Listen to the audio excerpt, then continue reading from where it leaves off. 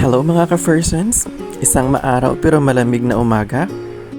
And for today's ganap ay mamamasyal tayo sa Camp John Hay. At tamang lakad lang yung Fersons nyo. Maganda kasi para makakita tayo ng mga perfect for photoshoot. At yung first stop natin mga ka-Fersons is the Manor Hotel.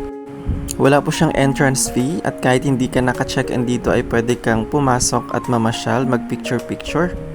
Pwede ka ding mag-dine-in, mag-order ng coffee and snacks.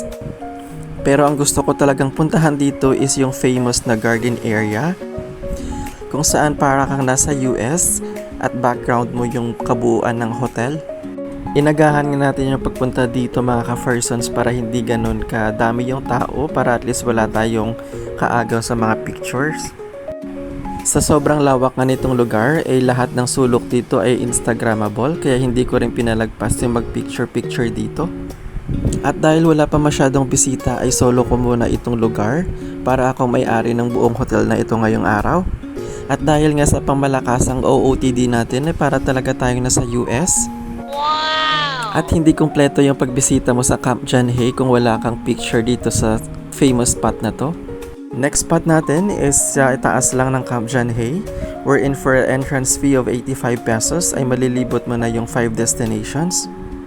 First spot natin is yung kakaibang Cemetery of Negativism, kung saan sinasabi nila na ilibing daw natin yung mga negative vibes at negative feelings natin.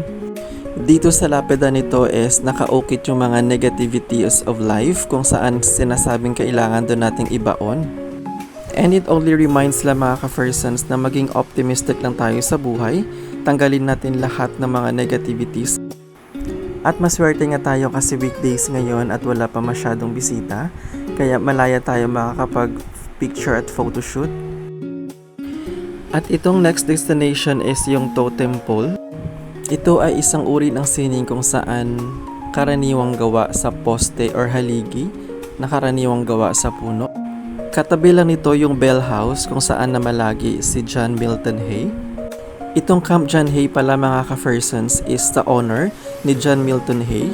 Isa siyang Secretary of State ng McKinley's at Roosevelt administration. Ginawa itong military base kung saan i-turn over ito sa Pilipinas noong 1991 para maging tourist attraction at tourist spots. At dito sa Bell House sila tumira, kaya maswerte tayo mga ka-Fersons is makakapasok tayo sa bahay nila. Wow! Itinayo itong Bell House para maging bahay bakasyunan ng Amerikanong General ng Pilipinas dahil sa kaaya-ayang klima dito sa Baguio. Kaya ito yung Fersons nyo, tamang libot lang din, parang feel na feel ko talaga na bahay ko ito. Na parang feeling ko anytime soon masasalubong ko dito si John Milton Hay. At hindi nga ako nagkamali mga ka-Fersons, ito nga siya. At silipin naman natin yung kwarto mga ka-Ferson. Ito nga yung hallway papunta sa dalawang kwarto. At sa unang kwarto is sobrang lapad na nito mga ka-Fersons.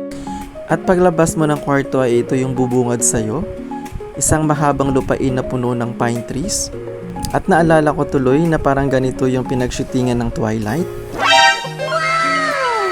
At ito nga mga ka-Fersons, tamang emote lang ako dyan, na parang tinitinan ko yung buong hacienda ko at dinadamdam ko yung masarap na simoy ng hangin ng Baguio. Wow! At balik nga tayo sa loob, tingin ko ito yung master's bedroom. Kung pwede lang sanang humiga dito para ma-feel natin na parang nasa mansion tayo. Kaso nga bawal at baka sumanib sa atin si John Milton. Dito naman na part is yung dining area nila kung saan napakalawak din at maaliwalas. Imagine mo na lang na dyan sila kumakain tapos ikaw nagvi-video-video lang dito sa likod nila. At pagkatapos kumain ay magnilay-nilay muna tayo. Titingnan natin yung buong hacienda natin, kung kamusta ba yung araw, kung umuulan ba. Baka kako may mga kalaban na sa labas.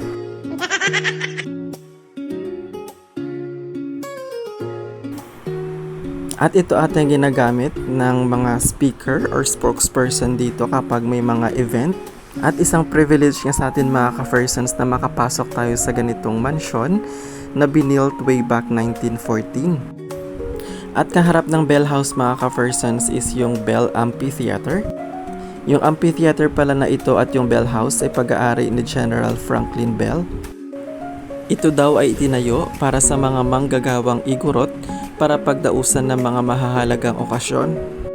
At kaya itong mag-occupy ng 1,500 na tao. Ayan, at madami na kayong nalalaman at madami na rin akong nare-research, kaya magkakape muna yung Fersons nyo. At sa pagpatuloy ng paglalakbay natin dito sa Camp John Hay, ay narating ko itong magandang spot for pictorial na malapit lang sa kalsada. At ito nga pala yung daanan dito sa Camp John Hay. Medyo nakakapagod siya kasi maglalakad ka, may paakyat pababa, pero kung ito naman yung view yung makikita mo mga ka-Fersons, mapapagod ka pa ba? Wow!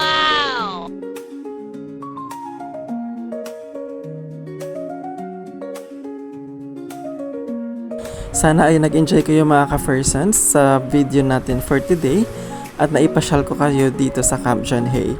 Hanggang dito na lang mga ka-Fersons, bye-bye!